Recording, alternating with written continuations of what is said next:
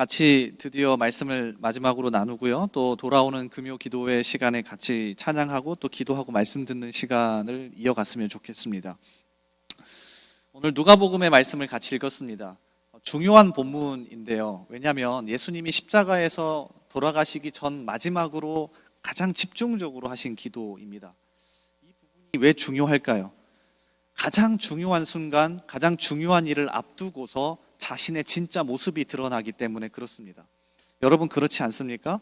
살아가다가 정말로 중요한 순간, 위기의 순간에 내가 어떤 사람인지가 정확하게 드러납니다. 그러니까 내일이면 드디어 잡혀가시는 그 전날 밤 기도하시는 이 장면은 예수님이 어떤 분인지를 우리에게 보여주고, 또 예수님이 이 기도하시는 장면에서 아마 기도의 절정을 보여준다고 생각합니다. 그래서 이 부분을 오늘 같이 나누면서 예수님의 기도의 핵심이 이거였구나, 마지막으로 정리하고 또 우리 기도에 접목하고 같이 적용할 수 있는 시간이 되길 바랍니다. 여러분 나눠드린 강의안을 따라서 저와 같이 계속해서 말씀을 나눠주시면 될 것 같은데요. 일단 오늘 마지막으로 주님이 감람산에서 밤이 새도록 기도하시는 이 장면에서 크게 5가지의 장면을 집중해서 살펴볼 겁니다. 첫 번째는 예수님의 감람산 기도가 습관적이고 규칙적인 기도였다는 겁니다. 자, 이 부분이 참 중요합니다. 누가복음에서 예수님의 기도를 표현할 때 예수님이 습관을 따라서 기도했다는 건 누가복음 22장이 유일합니다. 자, 누가복음 22장 39절을 보십시오. 예수께서 나가서 습관을 따라 감람산에 가시매. 자, 그러면 이렇게 질문해 볼 수도 있을 겁니다. 평상시에, 그러니까 누가복음 22장 이전에는 습관을 따라서 기도하신 게 아닙니까? 그렇지 않습니다. 우리가 저번 주에도 살펴봤듯이 예수님이 기도하셨다라고 하는 이 장면은 항상 미완료 시제로 표현합니다. 성경 원어, 특히 신약 성경의 원어인 미완료 시제는 습관적이고 반복적인 것을 뜻합니다. 그러니까 예수님은 항상 습관적이고 반복적으로 기도하셨어요. 그런데 누가복음 22장에서 일부러 마지막 정말로 절정, 위기의 절정인 상황에서 누가는 이 단어를 일부러 넣은 겁니다. 습관을 따라 기도하셨다. 정말로 위기의 순간에 습관을 따라서 기도하는 모습을 제자들에게 보여주셨고 또 우리에게 보여주셨다고 생각합니다. 이 부분 너무 중요합니다. 최근에 박지성 자서전을 다시 한번 읽어보았습니다. 참 제가 은혜를 많이 받는 책 중에 하나인데요. 더 큰 나를 위해 나를 버리다라고 하는 자서전이 있습니다. 자서전 몇 개를 썼는데 그 중에 한 권입니다. 여기에서 본인이 맨체스터 유나이티드 그 축구단에 있으면서 일어났던 일화들을 많이 소개합니다. 근데 재미있는 것 하나를 소개하는데 훈련량이 가장 많은 사람으로 누굴 꼽냐면 크리스티아누 호날두를 뽑습니다. 제일 잘합니다. 타고난 재능이라고 말들을 하는데 그렇게 드리블을 잘하고 실력이 좋은 그 선수가 가장 일찍 선수단 훈련에 나온답니다. 가장 먼저 나오는 건 새벽 6시에 퍼거슨 감독이고 조금 더 시간이 지나면 크리스티아누 호날두가 나온답니다. 한 가지 일화로 토마스 쿠시착이라고 하는 이 골키퍼가 웨스트브로미치, 죄송해요 너무 축구 얘기가 많이 나와서, 웨스트브로미치에서 이적해 와서 감독과 선수들에게 잘 보이고 싶어서 아침 7시 반에 훈련에 나갔답니다. 근데 놀란 건 뭐였냐면 자기보다 훨씬 먼저 새벽 6시에 감독이 나와 있었고 자기보다 훨씬 먼저 연봉도 훨씬 많고 실력도 뛰어난 이 호날두가 1시간 먼저 나와서 자기 앞에 연습하더라는 겁니다. 습관을 따라 하고 있던 겁니다. 그러면서 박지성 선수가 이런 이야기를 합니다. 호날두가 골을 잘 넣을 수밖에 없다. 이유는 하나인데 그 순간, 아주 그 찰나의 순간, 득점해야 되는 그 찰나의 순간을 몸소 규칙적으로 훈련했기 때문에 잡아낸다는 거예요. 예수님도 일부러 누가복음 22장에서 누가가 예수님의 상황을 설명하는 겁니다. 여러분이라면 어떻게 하시겠습니까? 내일이면 가장 인생의 절정을 맞이하게 됩니다. 가장 중요하고 가장 위험한 그 순간에 예수님은 몸의 습관처럼 기도하신 겁니다. 무릎을 꿇으시는 거고 하나님 앞에 묻는 겁니다. 자, 이 장면이 아주 중요하다고요. 그래서 우리 역시도 이 장면에서 기도에 대해서 다시 한번 점검해 보시기 바랍니다. 사실 한 달 동안 죄송한데요, 제가 억지로 끌고 온 면도 있습니다. 되든 안 되든 어떻게든 기도해 보자라고 억지로 끌고 온 면도 있는데 단 한 가지입니다. 여러분에게 기도라고 하는 것에 대해서 못이 박히도록 심어주고 싶었고 어떻게든 습관을 한번 만들어 보자는 게 제 생각이었습니다. 근데 예수님도 마지막 22장 이 마지막 기도에서 이 모습을 우리에게 보여주고 있는 겁니다. 여러분 어떠십니까? 그러니까 다시 한번 점검해 봅시다. 오늘부터라도 정말로 어떤 일이든지 먼저 무릎 꿇고 하나님 앞에 기도하는 습관을 가져봅시다. 그럴 때 저는 정말로 여러분 인생 가운데서 가장 중요한 습관을 가질 수 있다고 생각해요. 어떠십니까? 다시 한번 마음을 결단하셨으면 좋겠고요. 계속해서 평생을 기도하는 저와 여러분 되기를 주님의 이름으로 소원합니다. 자, 그런가 하면 감람산에서 마지막으로 밤을 새워서 기도하신 이 예수님의 모습에서 찾을 수 있는 두 번째는 아주 독특한데요. 예수님이 기도하실 때 제자들은 깨어서 기도하지 못했는데 천사가 나타나더니 예수님이 기도하시는 것을 도와줍니다. 성경 전체에서 어떤 사람이 기도할 때 갑자기 천사가 나타나서 그 사람의 기도를 도운 건 이 장면이 유일합니다. 보통 성경에서 천사는 하나님의 응답이나 하나님의 계획을 전달하기 위해 등장해요. 자, 민수기 20장 16절에 보면 이렇게 기록되어 있죠. 우리가 여호와께 부르짖었더니 우리 소리를 들으시고 천사를 보내사 우리를 애굽에서 인도하여 내셨나이다. 이제 우리가 당신의 변방 모퉁이 한 성읍 가데스에 있사오니. 민수기 20장을 보면 이스라엘 백성들에게 모세가 이렇게 이야기하는 겁니다. 너희가 애굽에서 40년 동안 종살이 했는데 하나님이 안 들으신 게 아니라 그 기도를 들으시고 누굴 통해서 응답하셨다고 표현해요? 천사를 보내서 응답했다 이렇게 표현합니다. 사사기 13장 8절 이하에 보면 삼손의 아버지죠, 마노아라고 하는 사람이 등장합니다. 마노아가 여호와께 기도하여 이르되 주여 구하옵나니 주께서 보내셨던 하나님의 사람을 우리에게 다시 오게 하사 우리가 그 낳을 아이에게 어떻게 행할지를 우리에게 가르치게 하소서 하니 하나님이 마노아의 목소리를 들으시니라. 여인이 밭에 앉았을 때에 하나님의 사자가 다시 그에게 임하였으나 그의 남편 마노아는 함께 있지 아니한지라. 삼손의 아버지인 마노아가 하나님께 기도하자 이 기도에 대한 응답과 도움으로 하나님의 사자, 천사가 등장했다고 이야기합니다. 그러니까 성경 속에서 천사가 등장하는 건 하나님이 우리를 돕기 위해 보내시는 한 방편인데 단 한 번도 우리가 기도할 때 옆에서 천사가 우리의 기도를 도왔다는 장면은 없습니다. 그런데 신기하게도 예수님이 누가복음 22장에서 기도하실 때는 제자들도 돕지 않자 천사가 나타나서 예수님의 기도를 돕습니다. 그렇다면 우리는 이 장면에서 무엇을 깨닫고 무엇을 얻을 수 있을까요? 한 가지입니다. 우리도 기도하면 천사가 돕는다, 이걸 이야기하고 싶은 게 아닙니다.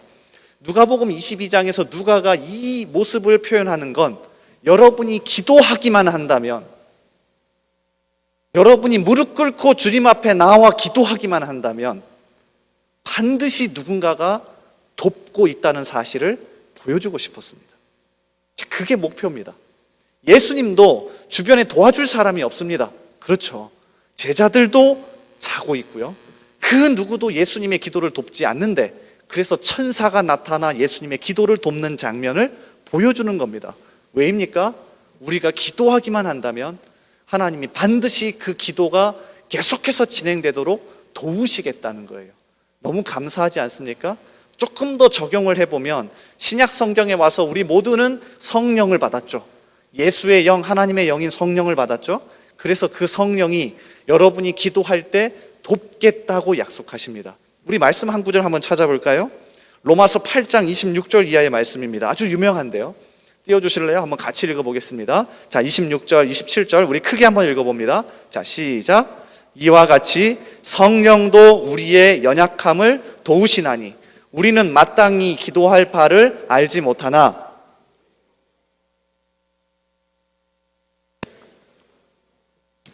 마음을 살피시는 이가 성령의 생각을 아시나니 이는 성령이 하나님의 뜻대로 성도를 위하여 간구하심이니라. 아멘. 여러분 기도가 잘 안 될 때마다 이 말씀을 붙들기를 소원합니다. 여러분이 기도가 정말로 잘 되지 않을 때마다 정말로 이 말씀을 붙드셔야 합니다. 그리고 생각하십시오. 예수님도 그 누구도 기도를 도울 사람이 없을 때 심지어 천사가 나타나서 예수님의 기도를 돕는 것처럼 여러분이 기도하기만 한다면 성령께서 도우시고 주변 사람들이 여러분의 기도를 도우신다. 이 사실을 꼭 기억하시길 바라요. 그래서 기도의 자리를 떠나지 않기를 바랍니다. 오늘 마지막 이 말씀은요, 어떻게든 여러분이 기도의 자리를 떠나지 않게 하고 싶은 마음이 많이 담겨 있습니다. 이게 누가의 마음입니다. 누가가 누가복음과 사도행전을 기도라는 주제로 엮어가면서 당시에 이 성경을 받아보는 사람들이 어떻게든 기도의 자리를 떠나지 않기를 바랬습니다.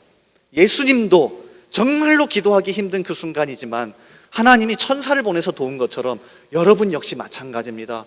제발 기도의 자리를 떠나지 맙시다. 혼자 기도하는 것 같아도 그렇지 않습니다. 성령께서 현재 기도하시고 어떻게든 주변에 많은 사람들이 함께 기도하고 있습니다. 자, 이걸 보여주고 싶어서 그랬습니다. 그러니까 여러분 계속해서 붙잡고 기도합시다. 성령께서 여러분의 기도를 도우실 거고요, 주변에 많은 공동체가 함께 동역해서 기도할 겁니다. 그러한 의미에서 프레이 리스트를 시작했을 때 저는 굉장히 속으로 기뻐했습니다. 어쨌든 여러분이 혼자 기도한다는 마음을 갖지 않고 그 리스트에 기도 제목을 집어넣으면 앞에 화면도 뜨고요, 계속해서 여러분이 눈으로 보면서 함께 기도해 주지 않습니까? 너무나도 좋다고 생각합니다. 계속해서 우리가 이렇게 서로 기도하는 공동체가 될 수 있기를 주님의 이름으로 소원합니다. 자, 세 번째입니다. 세 번째는 이 예수님의 기도의 방향성과 예수님이 기도하실 때 관심을 두었던 것에 있습니다. 자, 첫 번째 기억나십니까? 첫 번째는 기도를 예수님이 습관적으로 하셨다는 거고요. 자, 두 번째는 여러분이 기도하기만 한다면 누군가 계속해서 그 기도를 도우신다는 겁니다. 세 번째는 그러면 이제 기도하기 위해 여러분이 기도의 자리에 앉았을 때 어떤 방향성과 어떤 관심을 두어야 한다는 겁니다. 어떤 내용을 하시는 건 상관없습니다. 하나님, 제가 취직해야 하는데요, 하나님, 제가 공부 좀 잘해야 되는데요, 하나님, 제가 이런 어려움이 있는데요, 어떤 내용을 기도하는 건 상관없습니다. 무엇이든지 기도하시면 됩니다. 근데 중요한 건 방향성과 여러분의 중심이 되는 관심도는 있어야 합니다. 자, 이해가 되십니까? 자, 그 부분을 예수님이 오늘 누가복음 22장 감람산에서 마지막으로 기도하면서 우리에게 보여줍니다. 자, 42절을 한번 같이 읽어봅니다. 42절 말씀. 자, 시작. 이르시되 아버지여, 만일 아버지의 뜻이거든 이 잔을 내게서 옮기시옵소서. 그러나 내 원대로 마시옵고 아버지의 원대로 되기를 원하나이다. 아멘. 두 번 반복해서 나오는 단어가 있죠. 아버지의 뜻이거든, 그리고 뒷부분에도 아버지의 원대로 되기를 원하나이다. 두 번이나 아버지의 마음과 아버지의 뜻이 나옵니다. 사실 예수님이 처음 이야기하시는 부분은 아닙니다. 왜냐하면 이미 앞부분에 우리가 잘 알고 있는 주기도문이라고 하는 그 기도에서, 그러니까 제자들에게, 우리에게 기도를 가르쳐 주시면서 이 방향성과 이 중심에 대해서 이미 얘기하셨습니다. 여러분, 주기도문도 항상 하나님을 아버지로 부르고요, 하나님 아버지의 뜻에 관하여 물으며 시작합니다. 그러니까 중심과 관심과 방향성이 여기에 있어요. 여러분이 무슨 기도를 하셔도 좋은데 이 방향성을 가지고 가셔야 합니다. 그래야 오래 기도할 수 있습니다. 말씀을 준비하면서 제가 어렸을 때부터 지금까지 해왔던 기도의 습관을 정말로 많이 찾아봤는데, 기도가 정말로 잘 되지 않았을 때는 이 방향성과 관심이 없었을 때입니다. 저는 어렸을 때 어떻게든 기도를 해야 했습니다. 굉장히 엄한 어머니, 지금 보고 계실지 모르겠는데 죄송합니다. 굉장히 엄한 어머니께서 자기 전에 항상 기도하고 자야 했고 주기도문 10번을 하고 자야 했습니다.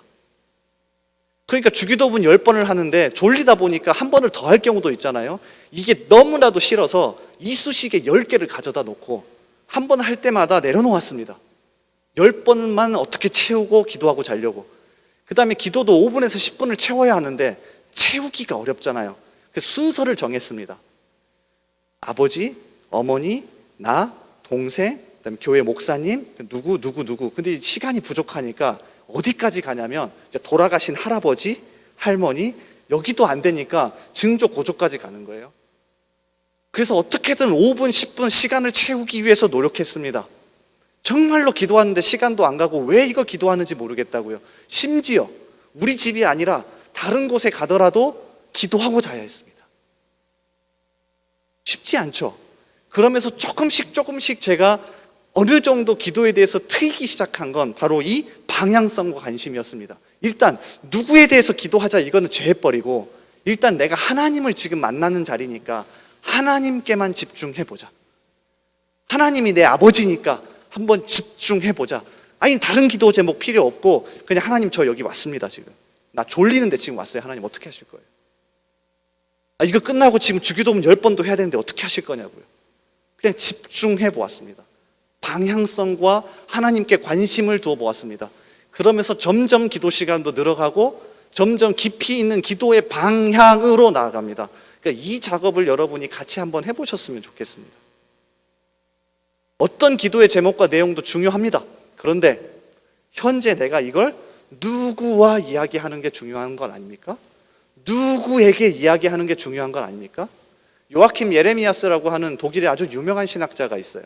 그런데 이 정말 유명한 독일의 신학자가 이 성경 그리고 유대 문헌들을 엄청나게 연구를 했는데 아주 독특한 사실 하나를 발견했습니다. 뭐냐면 유대인들은 하나님을 쉽게 아버지라고 부르지 않는다는 사실을 발견합니다. 어떻게 하나님을 아버지라고 부를 수 있어? 그래서 형식적으로 기도했습니다. 그런데 주기도문도 그렇고 오늘 누가복음 22장 42절도 그렇고 하나님은 어떻게 기도하는지 중요하지 않다. 하나님을 아버지로 부르고 나에게 집중해라. 이 이야기를 하시는 겁니다. 자, 이따가 우리 다 같이 또 일어나서 찬양하고 기도할 겁니다. 제가 기도 제목을 던져드리긴 할 텐데요. 그 기도 제목을 가지고 하나님을 내 아버지로 경험하고 집중해 볼 수 있길 바랍니다. 그래야 우리는 끊임없이 주님 앞에 갈 때까지 기도할 수 있습니다. 아셨죠? 그렇게 기도하는 저와 여러분 되기를 바랍니다. 자, 그리고 네 번째입니다. 자, 이 네 번째가 참 중요한데요. 예수님이 기도하신 이 자세입니다. 어떻게 기도하셨죠? 여러분 강의 안에 있는 4번의 내용을 한번 읽어주시겠습니까? 한번 같이 읽을까요? 자, 시작. 여러분 이거 정말로 전투적이지가 않아요 지금. 자, 다시 한번 읽어볼게요. 자, 전투적으로 한번 읽어볼게요. 자, 시작. 마음에 들지는 않지만 예수님은 기도를 대충 하시지 않았어요. 자, 이 부분이 정말로 중요하다고 생각해요. 예수님은 단 한 번도 기도한다고 했을 때 대충 하신 적이 없어요. 무조건 전투적으로 하셨어요. 이게 너무 중요해요. 여러분 기도를 어떻게 생각하시는지 그 자세에 대해서 다시금 심어주려고 하는 겁니다.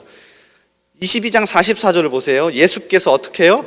힘쓰고 애써 더욱 간절히 기도하시니 땀이 땅에 떨어지는 핏방울 같이 되더라. 이거 좀 약한 표현이에요. 힘쓰고 애써서 기도했다. 그 뒷부분에 보면 땀이 핏방울처럼 될 정도로 기도했다라고 하는데 정확하게 이 표현이 맞아요. 항상 이런 자세로 기도하셨어요. 이 힘쓰고 애써라고 하는 단어가 성경 원어로 살펴보면 여기서 단 한 번밖에 안 나옵니다. 좀 어려운데요. 아고니아라고 하는 단어입니다. 그래서 다른 것과 비교해 볼 수는 없어요. 도대체 이게 어떤 모양이고 어떤 의미일까? 그런데 이 아고니아라고 하는 단어가 다행인 건 동의어가 성경에 몇 번 나옵니다. 이 동의어가 동사형으로 8번, 명사형으로 6번, 그러니까 총 14번 성경에 나옵니다. 그래서 이 성경에 나오는 14번을 살펴보면 예수님이 마지막으로 힘쓰고 애써서 기도하시는 게 어떤 뉘앙스이고 어떤 장면인지 알 수 있습니다. 자, 우리 하나씩 한번 살펴볼게요. 14개를 다 살펴보면 시간이 너무 많이 걸리니까 대표적인 8개만 살펴볼 겁니다. 자, 일단 첫 번째는 누가복음 13장 24절에 이 단어가 나옵니다. 자, 띄워주실래요? 한번 같이 읽어보겠습니다. 자, 시작. 좁은 문으로 들어가기를 힘쓰라. 내가 너희에게 이르노니 들어가기를 구하여도 못하는 자가 많으리라. 자, 여기서 힘쓰라라고 하는 이 단어가 예수님이 힘쓰고 애써 기도했다는 것과 동일한 단어입니다. 그러니까 같은 어근을 가졌어요.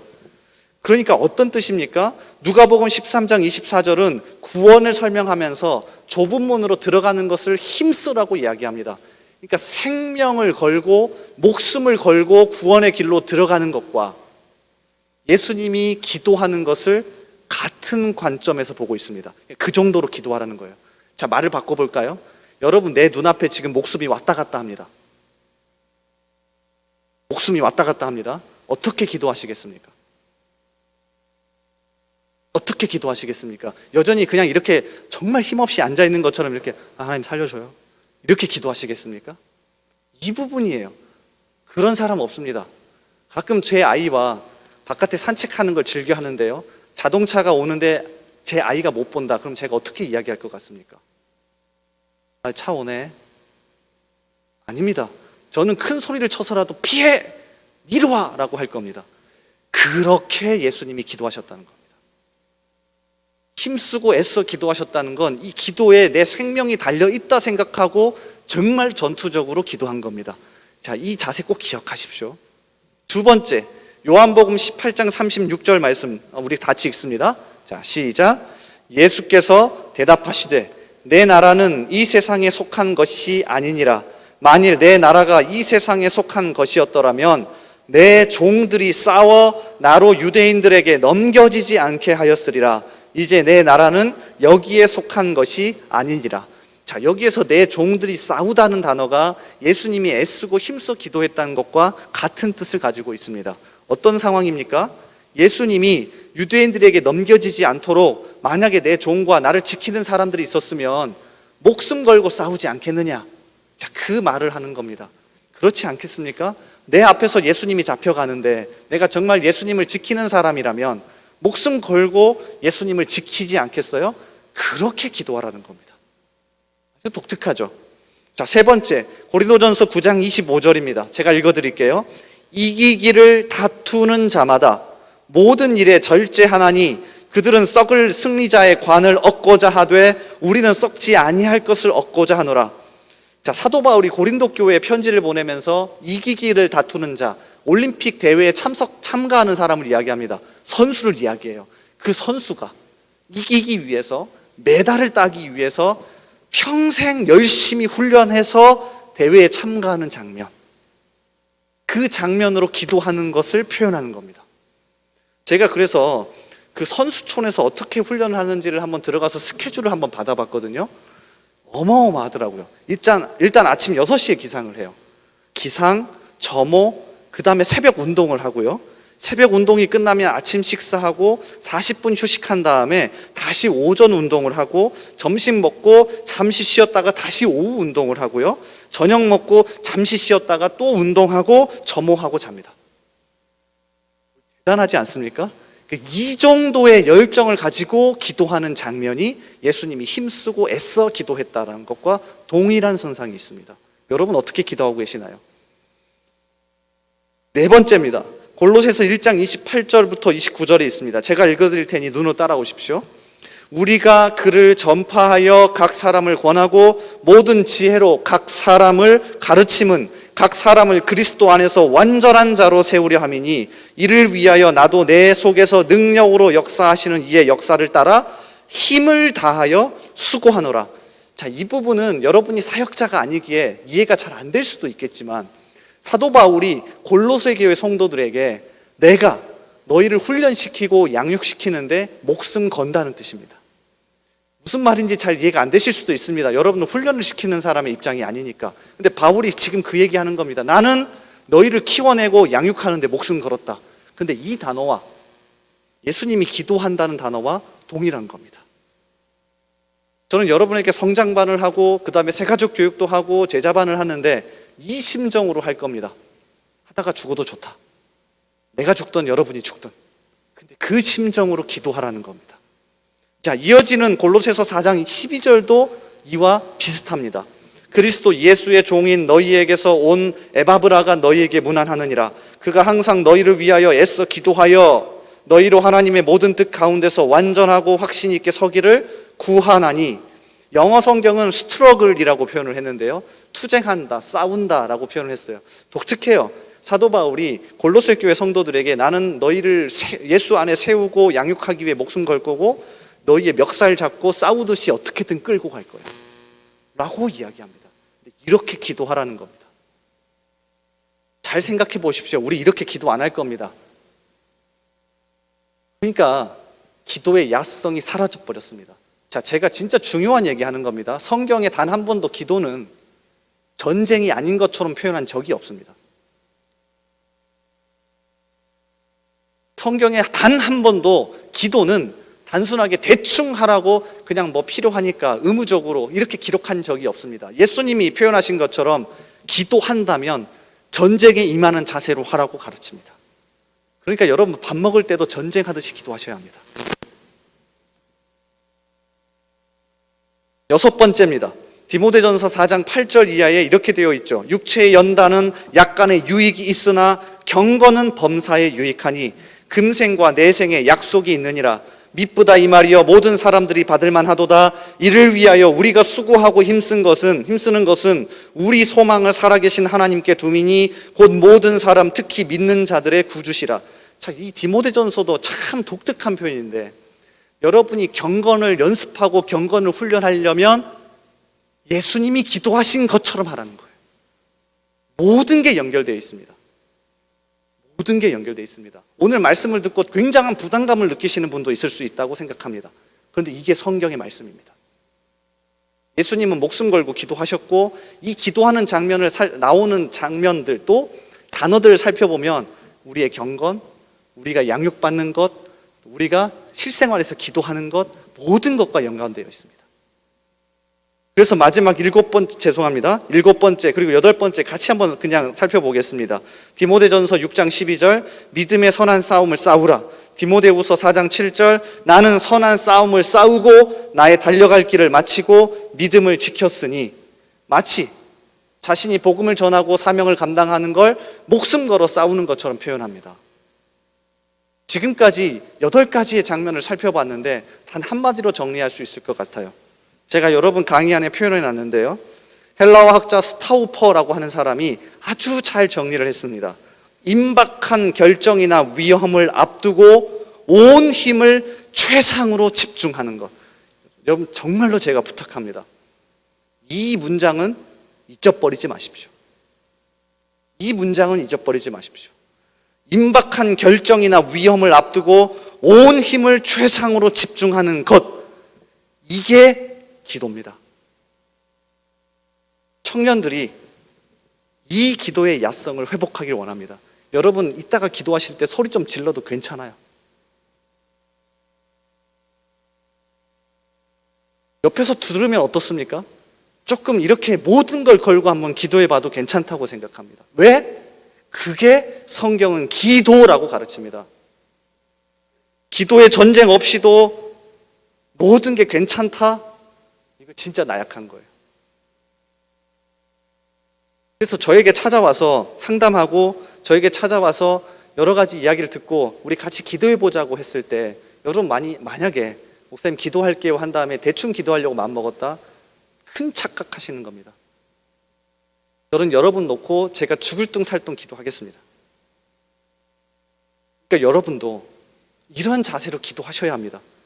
이 세상에서 살아가면서 이렇게 기도하지도 않고 나는 신앙을 지킬 수 있어, 나는 낙담하지 않아, 나는 회복할 수 있어, 이렇게 기도하지도 않으면서 예수님조차도 내일이면 십자가를 져야 하는 그 상황에서 목숨 걸고 기도하는데 우리가 뭐라고?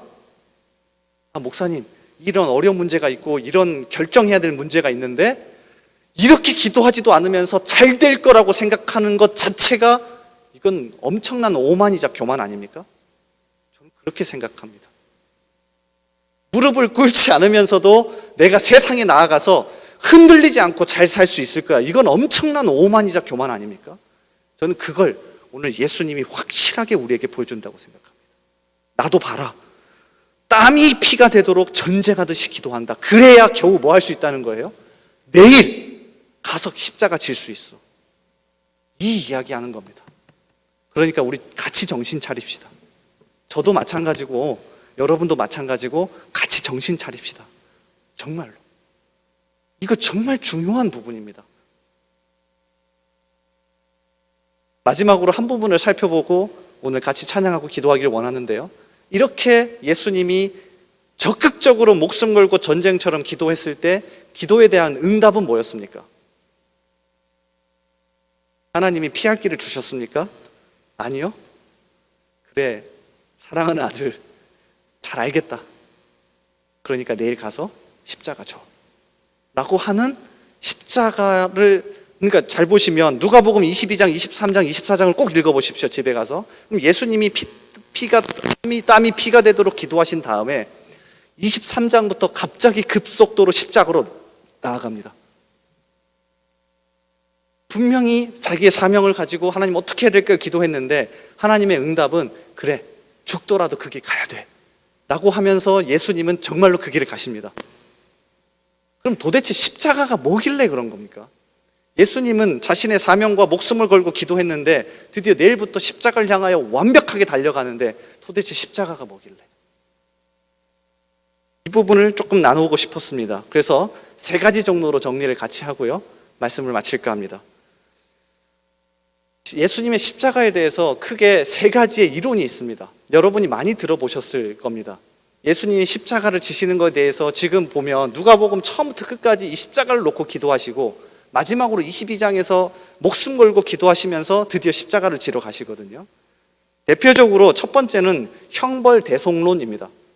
예수님이 십자가를 지시는 건 우리가 죄를 지어서 죽어야 하는데 그 죽어야 되는 형벌을 예수님이 대신 받으셨다. 그래서 형벌대속론이라고 하는 게 첫 번째였습니다. 여러분 많이 들어봤을 겁니다. 그렇지 않나요? 그래서 십자가 하면 예수님이 대신 죽으셨대. 그래서 부활절이 아니죠. 그 전에 고난주간이 다가오면 괜히 예수님의 영상, 십자가 영상 나오고요. 조금 더 강력한 데는 실제 로마 시대에 썼던 못도 막 갖다 놓더라고요. 그래서 교회 입구에다가 이걸 가져다 놓고 교인들이 그 고난주간 주일날 들어가면서 그걸 보는 겁니다. 그럼 우리 권사님들 또 질질 짜면서 우시고 막 예수님이 돌아가셔서 죽으셨어. 나 때문에 돌아가셨어. 라고 하는 형벌대속론이 십자가를 바라보는 대표적인 한국교회의 모습입니다. 여러분 어렸을 때부터 많이 들어오셨을 거예요.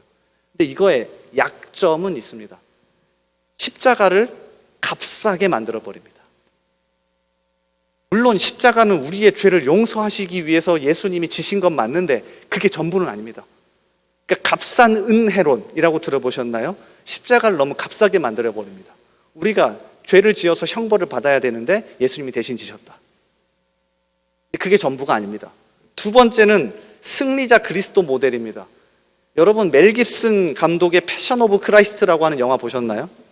안 보셨으면 꼭 한번 보기를 제가 추천드리는데요. 정말 잘 만들었습니다.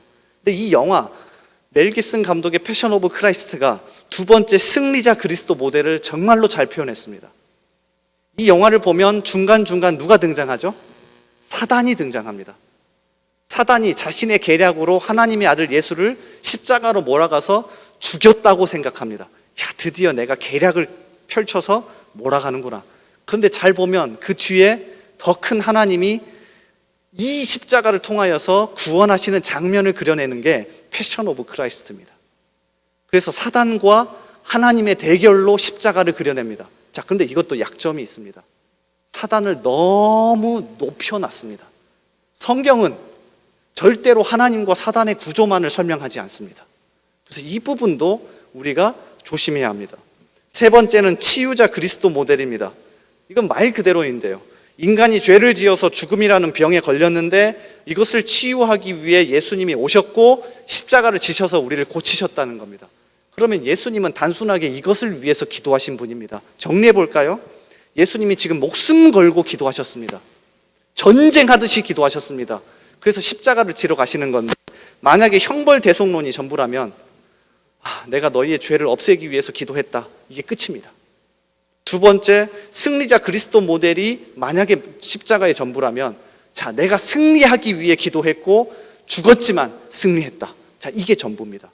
세 번째, 치유자 그리스도 모델이 전부라면 자, 내가 너희를 고치기 위해 왔다. 치료하기 위해 왔다. 그래서 내가 지금 목숨 걸고 기도했고 내일이면 너희를 치료할 거야. 자, 이게 전부입니다. 근데 이게 아니라는 것을 여러분에게 설명하고 싶었습니다. 자, 넘겨보시겠습니까? 그러면 그림 하나 띄워주실래요? 보여주실래요? 이 관점에서 여러분이 예수님을 바라보시고 예수님의 기도를 바라보시길 바랍니다. 예수님의 십자가는 가운데 서 있는 건 맞습니다. 그런데 제일 앞에 뭐도 있습니까? 창조도 있습니다. 그 다음에 타락도 있습니다. 죄가 들어왔죠? 자, 예수님의 십자가가 가운데 있긴 합니다. 그런데 그 뒤에 뭐도 있습니까? 재림도 있습니다. 그리고 영화와 완성도 있습니다. 이 관점 속에서 예수님의 십자가가 서 있는 겁니다. 그러니까 예수님은 무엇을 보고 기도하시는 거냐면 하나님을 붙잡고 기도하신 건 맞는데 기도하면서 이 큰 그림을 보고 있는 겁니다. 그래서 꼭 기억하시길 바랍니다. 예수님이 목숨 걸고 모든 걸 걸고 기도하셨고요. 하나님 안에서 이 큰 그림을 보고 나아가고 있었다는 사실을 기억하시길 바랍니다. 그래서 우리 청년들이 작은 것 가지고 기도할 수도 있겠는데 기도의 깊이가 더해져 가시면서 이 큰 그림을 그릴 수 있길 바랍니다. 그래서 정말로 기도의 영사로 거듭나는 저와 여러분 되기를 주님의 이름으로 소원합니다. 우리 같이 찬양하며 기도의 자리로 나아가겠습니다. 우리 다 같이 자리에서 한번 일어나 보실래요? 일어나서 우리 같이 전쟁하듯이 기도해 봅시다.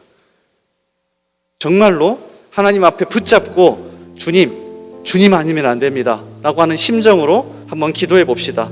이 땅에 오직이라고 하는 찬양을 할 겁니다. 이 땅에 오직 주밖에 없네. 그 무엇도 나를 채울 수 없네. 주님의 평안 내 안에 있네. 그 누구도 빼앗을 수 없네. 이 부분을 찬양할 겁니다. 기도하는 심정으로 오늘 예수님이 기도하셨던 것처럼 같이 찬양하고 우리 기도의 자리로 나아갑니다.